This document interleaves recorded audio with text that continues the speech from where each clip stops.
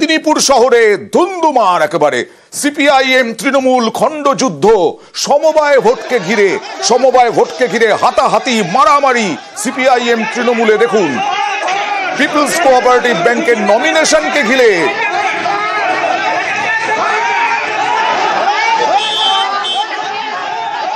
মনোনয়ন নিয়ে এইরকম তীব্র উত্তেজনা।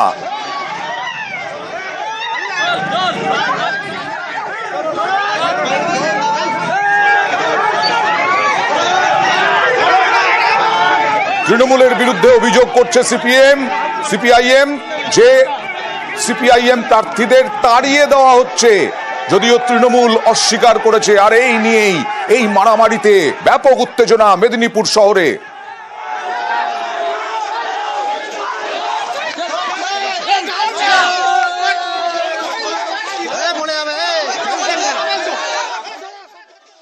আমরা নমিনেশন দিতে যাচ্ছিলাম প্রস্তাবক সমর্থক সবকে নিয়ে, এবং যিনি প্রার্থী হবেন মানে স্বৈরতান্ত্রিক কায়দায় দল বেঁধে ছুটে আসলো। আমাদের একজন মাথা পেটেছে, হসপিটালে নিয়ে গেল। মেয়েদের তো যাচ্ছে তাই ভাষা ব্যবহার করেছে, মেদিনীপুরে ছিল না।